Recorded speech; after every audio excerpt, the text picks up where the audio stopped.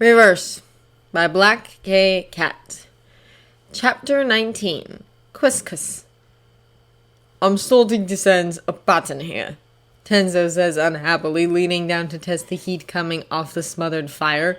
He rocks back on his heels and adds, "This is an hour old, maybe a little more." Kakashi makes a vague sound of acknowledgement as he and Baki turn over the pair of corpses left crumpled around the camp. The one in front of him is a woman, and the cause of death is easy to see. There's a kuna in her heart, driven up from underneath the breastbone. Kakashi doesn't have to look at the remnants of a Doton jutsu or the scruff marks on the ground to realize just what happened here. This was clearly a fight, and one this Kunoichi had little chance of winning. Baki's quiet noise of disgust pulls Kakashi's attention to him, and the Suna nin nods at the body he's studying. "Took out his throat. Not a blade, I think, but..." "Claws," Kakashi finishes for him, remembering the bandits when he and Kurama first met. And maybe it's stupid, but it's almost a shock to remember just how easily Kurama killed those men. How easily he must have killed these two. Kakashi won't quite go so far as to say that Kurama's avoid killing them all the time they've been on his tail, but he hasn't been trying as hard as he likely could have. The one time they managed to confront him, he was more focused on getting away than anything. Baki raises a pointed brow. "Little ones," Kakashi clarifies, raising a hand. "Like fingernails, but sharper. I've seen Kurama use them before. It was definitely him." With twin thumps, Itachi and Shisui land in the clearing, and a moment later, Shiba wriggles his way out of the undergrowth. "We couldn't find anything," Shisui announces. "They dragged themselves out of the river, came here, and then the trail goes cold." "These are Taki Shinobi," is Itachi's quiet input. "Do you think he took something from them?" "Something to get him into the village?" Tenzo suggests. "They still have their Hitai out there, though." Baki shakes his head. "Taki is small enough that a gate guard would know pretty much everyone on sight. If Uzumaki really is aiming to grab Taki's Jinchuriki, he'd have to sneak in. Killing a patrol isn't exactly the best way to maintain your cover, though." "If they are a patrol," Shisui counters, "there's only two of them. They're packed for speed, not a long trip, and their water bottles are inconveniently small if they're going to be someplace removed from water. Even in Taki, that's most places a patrol would take you." Kakashi blinks at Shisui long and slow. This would be the brain that got Shisui promoted so quickly, the one he rarely shows under the carefree smile. It kind of makes Kakashi want to punch him after spending the last week listening to him and Tanzo bicker like idiot children. Judging by the narrowing of Itachi's eyes, the 11-year-old feels the same. He sighs through his nose, giving his cousin a long-suffering look, and crouches beside the body of the man. "Teeth," is his contribution, pointing at the shinobi's leg. "Here, too big to belong to a 6-year-old, and too small for an adult. They were attacked by someone else as well." "Or someone else fought back," Tenzo murmurs, kneeling beside his teammate and beginning to inspect the body for more signs. "There are nail marks up and down his arms. Kurama's claws wouldn't have done that."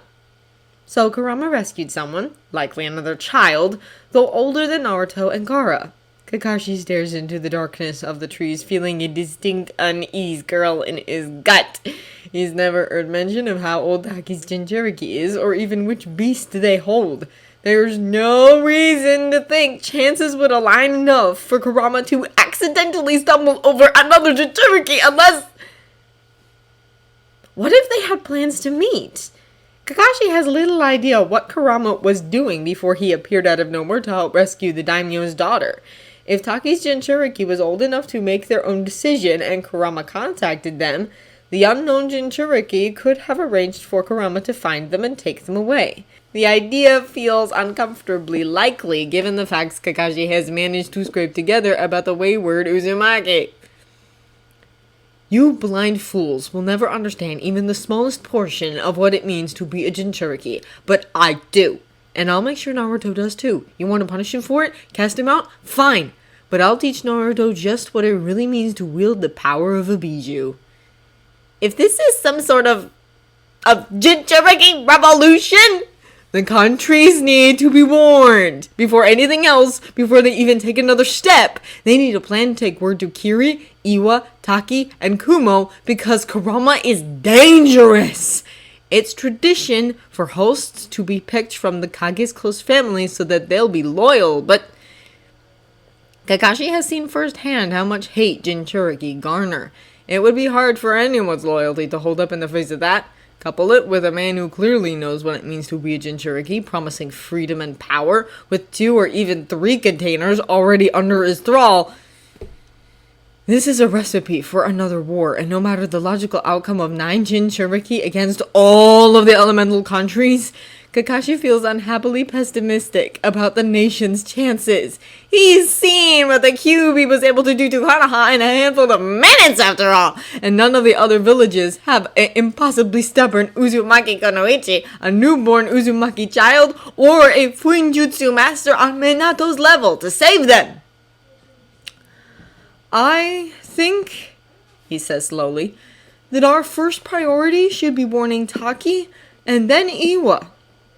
Baki shoots him a sharp look, sinking back on his heels. You'll think this has something to do with Taki's Jinchuriki, he says, assessing. Kakashi meets his stare without wavering. I think we can't afford to assume anything less, he counters. I know exactly what 1 Bijou can do to a village. Kurama already has 2, maybe 3. If he gets any more on his side...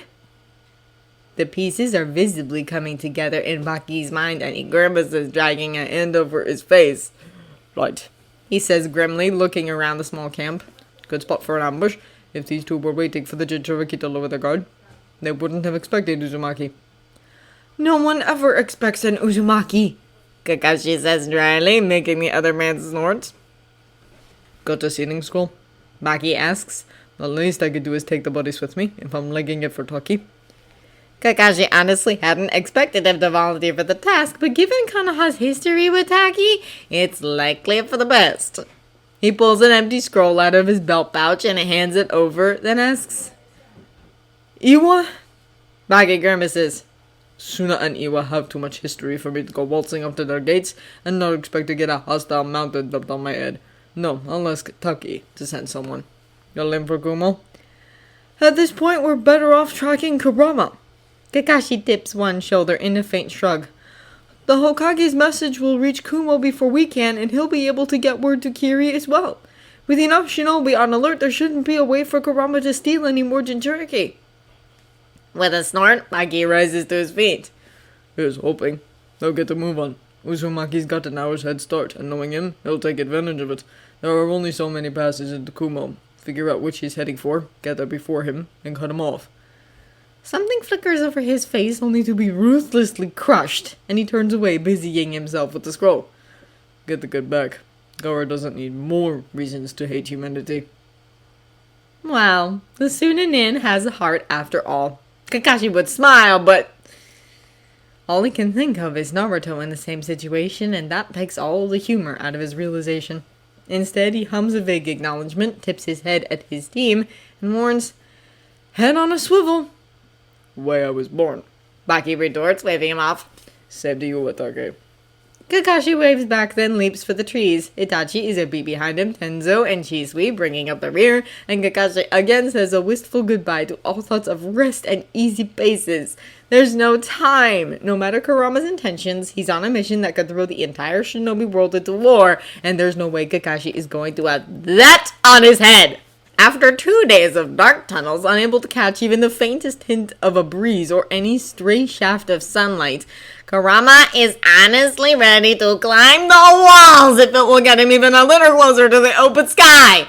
He's grateful for the detour and for the way that Fu clearly knows these passages so well, but he's not the creature meant to stay underground for long stretches of time. It's bad enough that Kurama is fairly certain he'd pick another 100 years in a human host before he picked out months below the earth. Only a few more minutes and then we'll be near the moon country border, Fu says cheerfully, though she doesn't look behind her. Naruto is on her back, fast asleep, but she's not struggling to carry him yet, so Kurama hasn't tried to take the boy. He's carrying both Gaara and Fuji anyway, the latter also deeply asleep, the former drifting towards that state. Fuji has woken up a few times, but she's still exhausted, and the boys are as well. Because he can, Kurama shifts his hold on Gaara and reaches out to ruffle Fu's hair, smiling at the grin it earns him. She's a bright, happy girl, and even if bringing her along was spur of the moment, Kurama doesn't regret it. Not only for her knowledge of the tunnels either. You okay? He asks. That's a lot of dead wet you're dragging around. Fu glances over her shoulder where Naruto's face is pressed right up against the scroll she's carrying.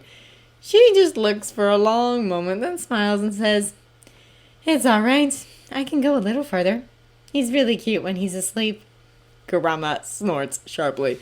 Yeah, I guess he is. More than when he's awake, at least.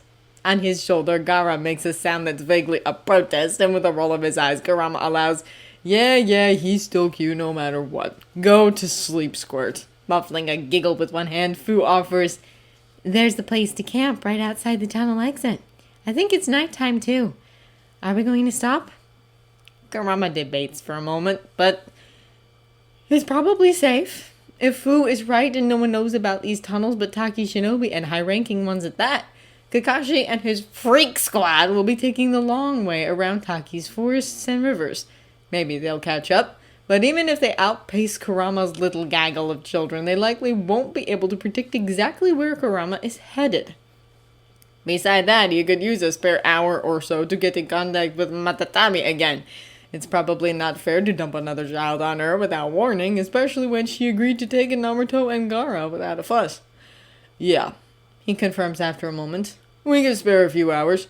I want to get some water and food into Fuji and meditate for a bit. You three could do with some uninterrupted sleep, I'm sure. This isn't too bad, Fu says, determinedly cheerful. Grandfather's training is a lot worse. I always feel like I'm going to die afterwards. This is just walking.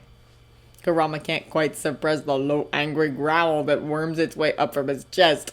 Fu is 10 years old, not the 8 he first thought. Small for her age, on the edge of too thin, with calluses and sores and scars that even Chome couldn't entirely ease. They've been traveling for 2 days now, and Fu has spent a large portion of that time carrying one of the boys, who can't weigh all that much less than she does. She's never complained, never faltered, and he hates it! Hates what it means for Fu's past, for what she's gone through. Hates the way those deep bruises are hardly noticeable to her. She's a child, but no one has ever given her the opportunity to be one because she's a Jinchuriki, a weapon she's been training for as long as she can remember, pushed to be better and stronger and less human. For all that Kurama thinks Naruto went about things the wrong way where Naruto was concerned, at least the old man never treated Naruto like a weapon. Not the way other villages treat their Jinchuriki. Humans are so goddamn blind, and it's lucky for this world that Kurama knows things can get better. If he didn't, if the version of him that came back was the one from before he formed even a vague attachment to Naruto's precious people, well, Kurama isn't entirely certain how many of the countries with Jinchuriki would still be standing. You're tough as nails, sweetheart, he says gruffly, not looking at her. I think you could teach most shinobi a thing or two about being strong.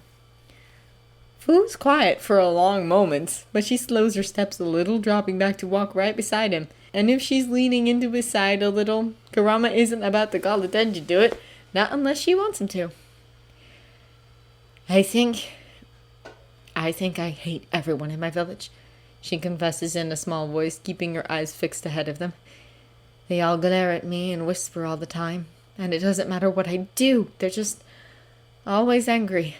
They always hate me. It's like I'm always standing far away while they're all standing together. And sometimes I just get so angry at all of them. Kurama takes a breath, then lets it out slowly, trying to contain his temper. There's no one to get angry at down here. No good way to release it outside of wanton destruction that's more likely to bring the tunnel down on their heads than do anything productive. I'm probably not the best person to talk to about anger issues, sweetheart. He manages, and it takes effort to keep his voice even.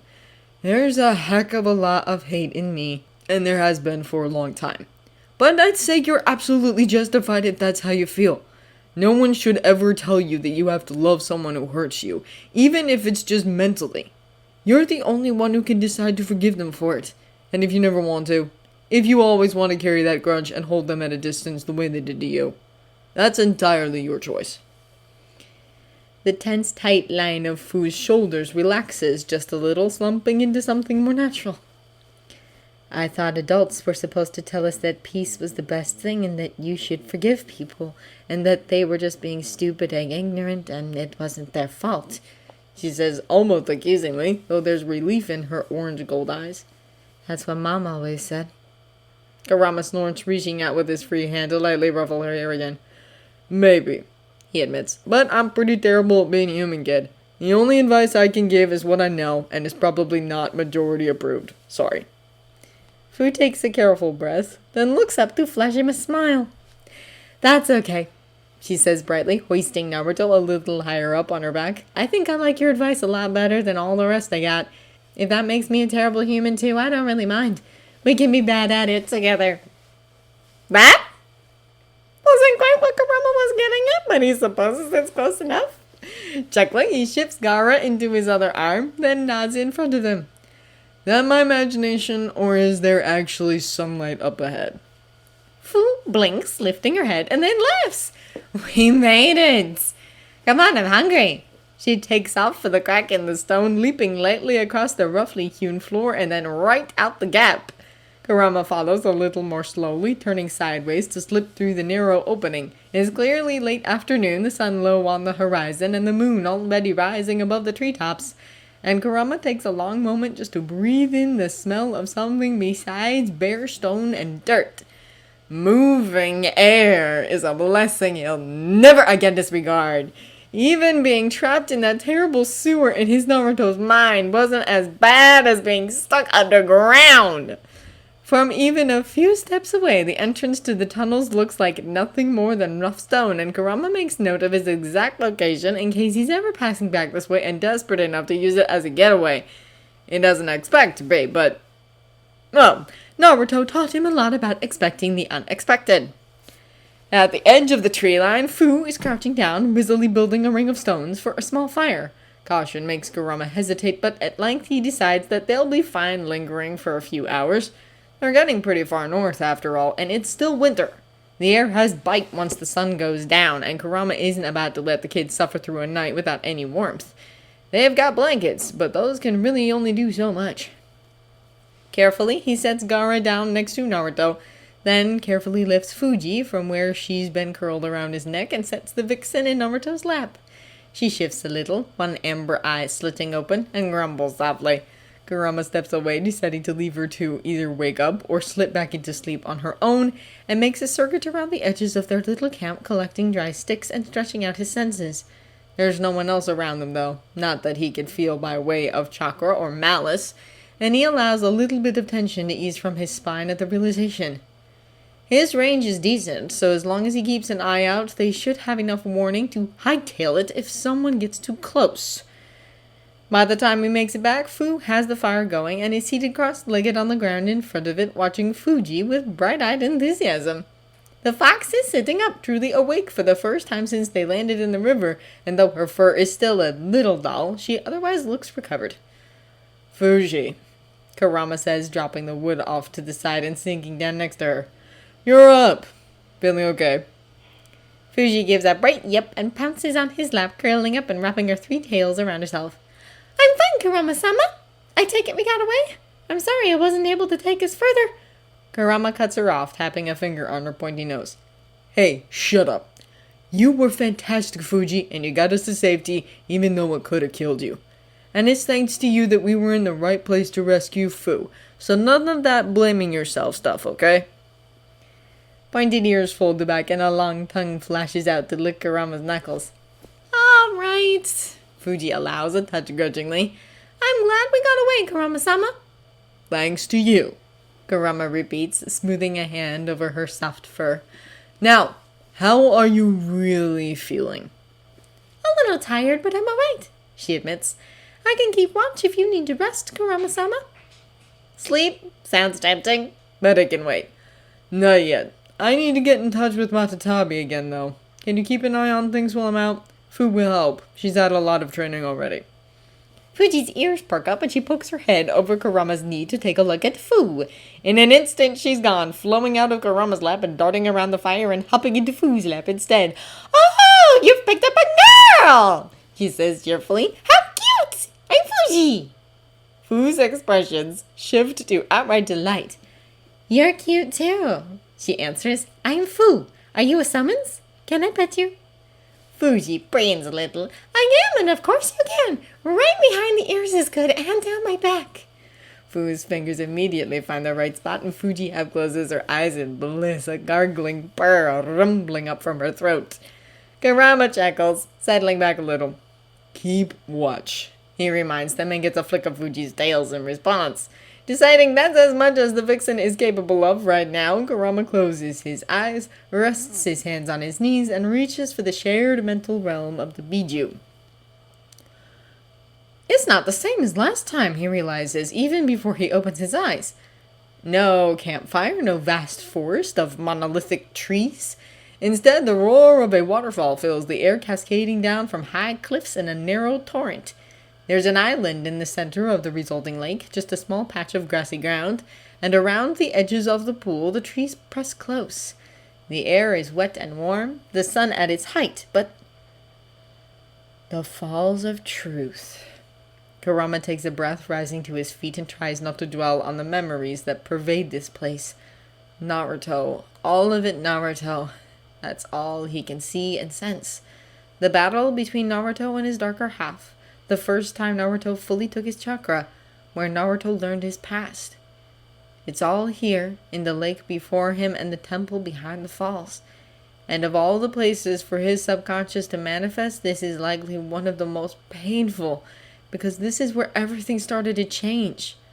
This is where Kurama lost all hope of anything ever being different, but where it began to shift regardless. For an endlessly long moment, Kurama stares out over the rippling water of the lake, halfway expecting to see Naruto step out of the temple and smile at him. But there's nothing beyond the thunder of the water, the spray of the mist drifting away. Only silence, painfully empty, and Kurama drags in a shaky breath and swipes a hand over his eyes. A flicker behind him, an impression of rapid wing beats, bright laughter, and the thrill of flight, all caught up in physical form. Kurama turns, claws half raised and ready, only to see a familiar shape drop from the sky and settle on the bank, 6 wings folding away. Chomei's head dips curiously as the beetle shifts back to sit on the grass and says, "Kurama, I thought that was you I felt the other day, but you've changed." Chomei. Kurama returns, trying to banish the emotion from his face and voice, even though he knows he doesn't quite manage it. This isn't exactly a place that promotes emotional equanimity for him. A lot can happen in 100 years.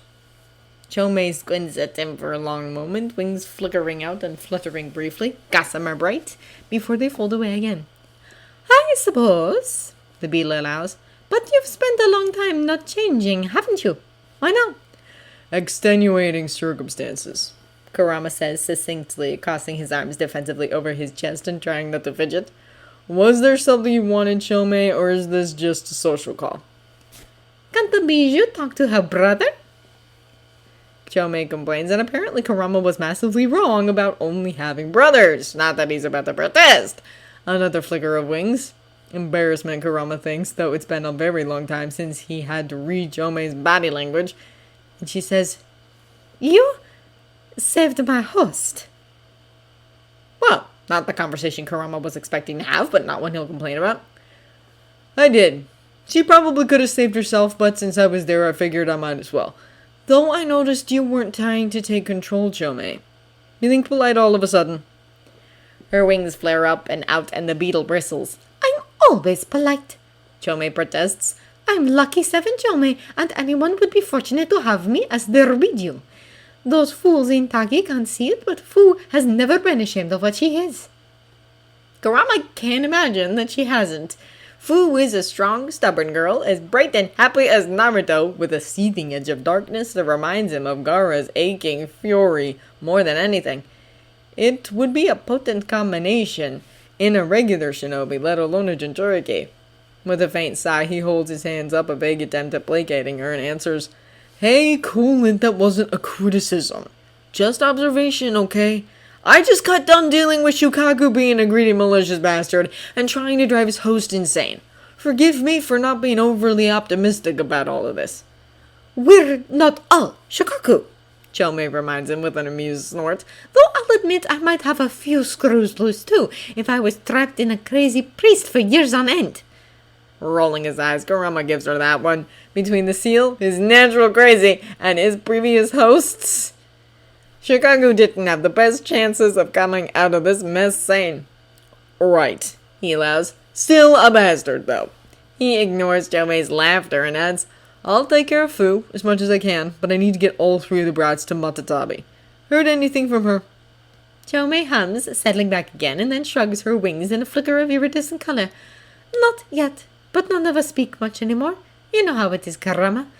We've been apart for a very long time now. You can hardly expect us to be best friends after the way we separated.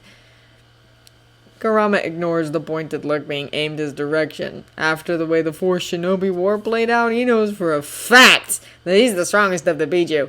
He faced down most of them combined at one point or another, after all. And if the others don't like being reminded of that fact, well, it sucks to be them. Maybe not friends, but we're all still connected. Now buzz off, the skirt is fine and I'm not about to drop her back off with Taki. So get out of my face and let me find Matatabi.